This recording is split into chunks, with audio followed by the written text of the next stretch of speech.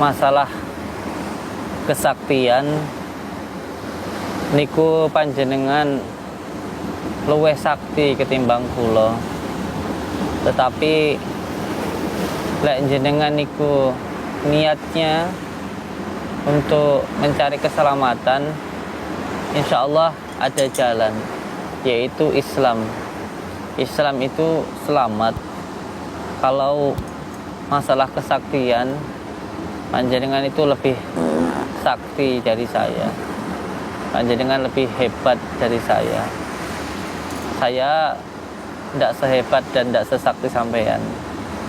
Tetapi kalau panjenengan ingin selamat, insya Allah dengan izin Allah saya bisa membimbing jenengan untuk selamat. Yang terpenting panjenengan mengikuti aturan dan peraturan syariat di dalam agama Islam.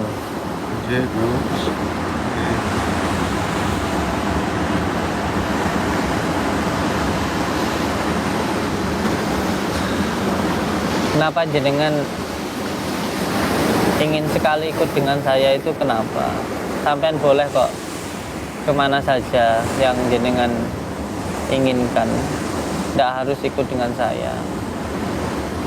Saya sudah tua, kula pun sepuh Gus, umur kula pun sepuh, badene obat kula Gus. Kados kala wingi kepala kalian raga kula bisa kula ngalami ingkang aneh-aneh ngoten Gus. Saya ditemui ular sangat besar dan itu saya minta tolong. Tiba-tiba muncul anak kecil itu, dia juga nggak bisa nolongi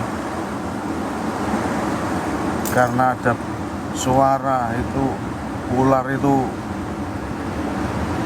dosa saya dan anak kecil itu perbuatan baik saya Gus. Ampun Gus, kula ingin tobat, ingin mengikuti ajaran jenengan Gus. Nggih. Sebenarnya kula niku mboten gadah ajaran. Ajaran niki tuntunan saking baginda Rasulullah Shallallahu Alaihi Wasallam. Dan apa yang jenengan alami itu semuanya atas kasih sayang Allah kepada jenengan. Ini loh sayangnya Allah kepada semua makhluk. Walaupun mungkin panjenengan sering melakukan dosa, sering berbuat maksiat, tetapi kasih sayang Allah tidak terputus di situ. Walaupun jenengan berbuat maksiat, tetapi tetap mendapatkan nikmat Allah. Walaupun siangnya bermaksiat, malamnya kita masih bisa bernafas, setiap hari kita masih bisa makan. Itu berarti kita walaupun bermaksiat tetap juga menggunakan nikmat Allah. Itu adalah bukti nyata bahwa Allah tidak pernah meninggalkan hambanya. Allah selalu mengharapkan hidayah dan taubat dari hambanya. Oleh sebab itu Allah tidak pernah meninggalkan hambanya. Jadi jangan sampai hamba itu meninggalkan Allah, sedangkan Allah saja tidak pernah meninggalkan hambanya. Seperti panjenengan ini, ketika panjenengan tadi mengatakan bahwa ketika tubuh panjenengan terpisah antara kepala dan badan, panjenengan mengalami kejadian yang aneh, yaitu sampai seperti dililit oleh ular yang sangat besar gitu nggih. Nggih, Nah, ketika dililit oleh ular yang sangat besar itu jenengan sangat kesakitan dan ketakutan. nggih. Lalu ketika itu jenengan minta tolong. Nah, ketika itu datanglah anak kecil. Dan anak kecil tersebut ternyata juga tidak mampu menolong panjenengan. Lalu ketika itu ada suara gitu nggih. Nggih. Ada suara yang mengatakan ke jenengan bahwa ular itu yang sangat besar dan mengerikan itu adalah perbuatan dosa jenengan. Betul, Gus. Dan anak kecil tersebut yang tidak mampu menolong jenengan adalah perbuatan baik jenengan. Nggih. Ini suatu bentuk hidayah, petunjuk untuk panjenengan bahwa selama ini panjenengan sering melakukan kejahatan dan sedikit sekali melakukan kebaikan, sehingga semuanya kembali kepada diri panjenengan sendiri. Dengan adanya ular tadi itu ada perbuatan jahat jenengan yang menyiksa jenengan sendiri, dan perbuatan baik yang harusnya bisa menolong jenengan terlalu sangat sedikit dan tidak mampu menolong jenengan. Ini adalah petunjuk dari Allah, bentuk kasih sayang Allah kepada jenengan, supaya panjenengan kembali menjadi manusia yang sempurna. Karena Allah itu maha pengasih dan maha penyayang. Allah tidak akan pernah meninggalkan hambanya walaupun hambanya itu maksiat. Dan Allah itu maha pengasih lagi maha penyayang, Mbah. Jadi Allah itu bukan menyukai makhluknya yang taat, yang ibadah, tetapi penuh dengan kesombongan, bukan. Tetapi Allah itu lebih suka dan lebih cinta, lebih sayang kepada hambanya yang ketika melakukan kesalahan segera bertaubat. Karena Allah itu maha pengasih lagi maha penyayang. Dan tidak boleh ketika seseorang itu mampu menjalankan sholat lalu dia menghina saudaranya yang tidak sholat. Tidak boleh ketika ada seseorang yang salah, entah itu dia minum ataupun apa, lalu dicaci ataupun dimaki, itu tidak boleh. Belum tentu dia yang taat beribadah akan mendapatkan surga dan yang melakukan maksiat akan masuk neraka, itu belum tentu. Ada salah satu cerita, ini saya ceritakan ke panjenengan, bahwa dulu ada seseorang yang menghafal Al-Quran. Setiap hidupnya digunakan untuk beribadah. Dia seorang mujahid, seseorang yang sangat membela agama Islam, berperang hidupnya untuk membela agama Allah. Tetapi di akhir hayatnya dia menjadi orang yang dilaknat oleh Allah hingga akhir hayatnya, hingga dia meninggal. Karena apa? Saya itu ingin sekali bertaubat. Apakah taubat saya diterima oleh Allah? Ulama tersebut menjawab, apakah apa yang kamu lakukan sehingga kamu ingin bertaubat? Saya sudah membunuh 99 orang, kata pemuda tersebut. Lalu kata ulama tersebut, kamu tidak akan diterima ampunannya oleh Allah, tidak akan diterima taubatnya oleh Allah, dosamu terlalu banyak. Ketika disampaikan seperti itu, marahlah pemuda tersebut hingga membunuh ulama tersebut hingga tembus 100 orang. Lalu dia tetap ingin sekali bertaubat, dia terus berjalan. Akhirnya dia bertemu dengan seseorang kiai lagi. Lalu dia bercerita ingin bertaubat. Lalu oleh kiai tersebut menyampaikan bahwa setiap seseorang yang berdosa dan dia bertobat kepada Allah, yakin Allah itu maha pengasih dan maha penyayang. Allah itu maha pengampun. Dosamu akan diampuni oleh Allah. Dengan syarat kamu harus hijrah, pindah dari tempat kamu sekarang ke tempat yang baru. Setelah itu pemuda tadi berjalan dan belum sampai ke desa yang baru, pemuda tersebut sudah meninggal. Lalu oleh Allah pemuda tersebut diampuni segala dosa-dosanya. Inilah yang menjadi iktibar bahwa ketika kita sholat jangan menghina orang yang tidak sholat. Ketika ada seseorang yang melakukan maksiat jangan dihina, tetapi dinasihati dan didoakan. Jangan merasa kita ini baik ketika ada seseorang yang buruk, karena baik dan buruk itu Allah yang menciptakan. Kita di dunia ini semuanya hanyalah wayang yang semuanya diatur oleh dalang. boleh berbuat baik tapi jangan merasa paling baik. Itu yang harus diketahui. Dan insya Allah ketika panjenengan ingin bertaubat, Allah tuh maha pengasih dan maha penyayang. Saya dan sampean itu sama. Saya juga banyak dosanya. Saya mungkin panjenengan melihat saya baik itu hanya karena Allah menutupi aib-aib saya. Seandainya Allah membuka aib saya, maka tidak akan ada satu orang pun yang mau mendekat kepada saya karena terlalu jijik dan terlalu busuk dosa-dosa yang saya lakukan. Jadi saya selalu beranggapan bahwa semua orang itu baik, yang buruk itu saya. Oleh sebab itu tidak perlu kita itu mencaci orang lain. Dan saya harapkan panjenengan tidak usah berkecil hati. Kalau jenengan nanti bertobat, saya hakul yakin yang penting niatnya panjenengan taubat tadi benar-benar niat karena Allah, maka sampean akan diampuni oleh Allah. Saya minta jenengan untuk benar-benar bertaubat kepada Allah dengan sebenar-benarnya taubat.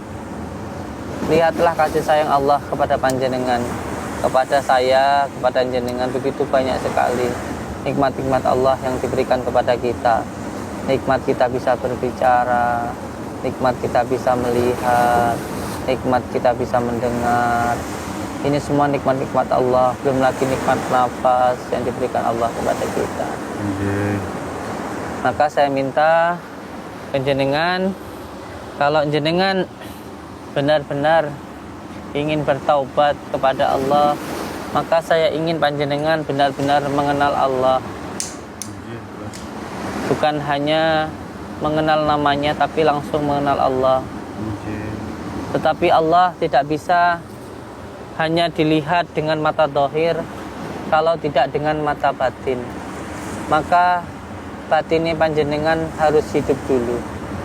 Maka saya ingin panjenengan menghilangkan keakuan yang ada di dalam diri panjenengan. Saya ingin sampai menghilangkan keakuan di dalam diri panjenengan dan benar-benar mengenal nama Allah dan mengenal Allah. Bagaimana caranya mengenal Allah? Dikenali dulu dengan namanya. Allah jangan hanya tahu namanya, tetapi juga harus memahami tentang nama itu sendiri. Allah itu terdiri dari 4 lafaz, yaitu alif, lam awal, lam akhir, dan ha. Di sini ada yang namanya zat, sifat, asma, dan af'al, atau sering juga disebut dengan syariat, tarekat, hakikat, dan juga ma'rifat. Saya minta jenengan untuk menghilangkan keakuan yang ada di dalam diri panjenengan. Yang pertama nanti saya minta dilakukan syariatnya. Nanti setelah itu ketika sudah melakukan syariat seperti huruf alim, lalu masuk ke dalam lam awal. Ketika alifnya sudah maju ke lam awal berarti menjadi lillah. Allah ketika alifnya hilang menjadi lillah. Sudah menjadi benar-benar ridho, mencari ridha Allah, bukan takut kepada neraka atau ingin masuk ke dalam surga, tetapi benar-benar lillah karena ingin mencari ridha Allah. Dalam arti ibadahnya benar-benar untuk mencari ridha Allah, karena ibadah itu, perbuatan baik itu untuk kebaikan diri kita sendiri, bukan untuk Allah. Ketika kita tahu, ketika kita beribadah itu semua untuk kebaikan diri kita sendiri, maka bukan lagi menjadi sebuah syariat, bukan lagi menjadi sebuah kewajiban, sudah menjadi sebuah kebutuhan yang itu untuk kebaikan jenengan sendiri. Nah, setelah nanti masuk ke dalam lillah, lam awalnya masuk ke lam akhir, yaitu lahu. Lahu ini disebut dengan hakikat atau alam mukasyafah, yang di mana ketika masuk ke alam mukasyafah ini masuk ke dalam rasa, ke dalam rasanya. Ini nanti seperti ketika panjenengan makan buah jeruk, syariat itu ialah sesuatu hal yang kelihatan nyata.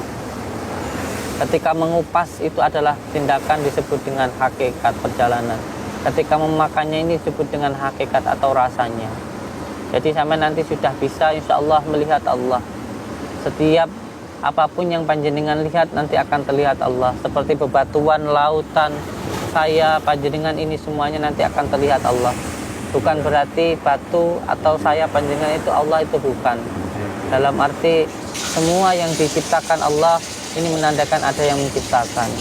Sama seperti kita melihat mobil yang sangat bagus, maka kita akan mengagumi yang menciptakan mobil.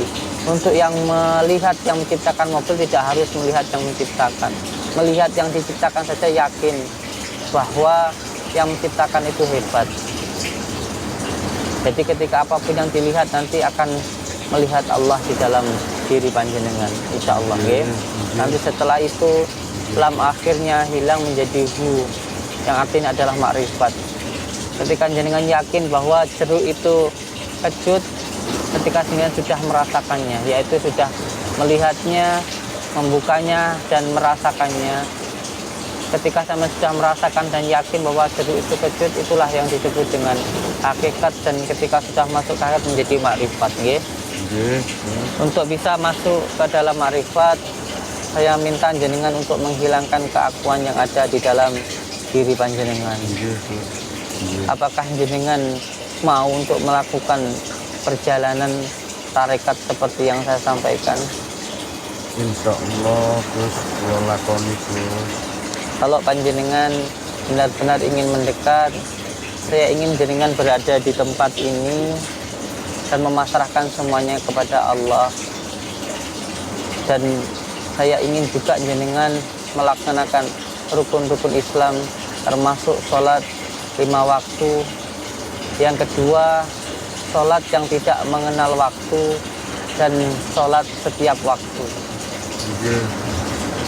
Sholat 5 waktu disebut dengan sholat syariat. Saya minta jenengan nanti mengamalkan. Yang kedua, sholat yang tidak mengenal waktu, yaitu di setiap waktu disebut dengan sholat gaim. Setiap keluar nafas dibuat untuk mengingat Allah. Dan nanti yang disebut dengan sholat sujati, ketika seluruh hawa songo yang ada di dalam diri panjenengan diajak manunggal menyembah kepada Allah. Kita untuk panjenengan melaksanakannya di sini sampai saya kembali ke tempat ini. Jenengan purun, Insya Allah. Semoga saja kita semuanya mendapatkan ridha Allah. Saya dan panjenengan sama, adalah manusia yang tidak luput dari salah dan dosa. Saya dulu dijalankan dengan sholawat, maka saya pun juga menjalankan dengan sholawat. Semoga Allah meridhai apa yang panjenengan lakukan dan mendapatkan ampunan dari Allah dan mengampuni saya apabila saya bersalah. Monggo sampean berada di sini dan saya tinggalkan, dan saya akan kembali ke sini entah beberapa waktu yang akan datang. Semoga Allah melindungi dan meridhai panjenengan. Assalamualaikum warahmatullahi wabarakatuh.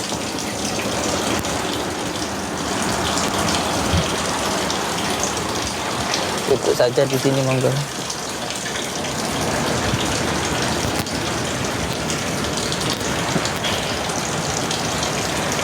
Masuk ke dalam diri panjenengan sendiri. Subhanallah walhamdulillah wa la ilaha illallah wallahu akbar. La haula wa la quwata illa billahil aliyyil azim. Allahumma shalli ala sayyidina Muhammad wa ala ali sayyidina Muhammad. Allah ya Karim.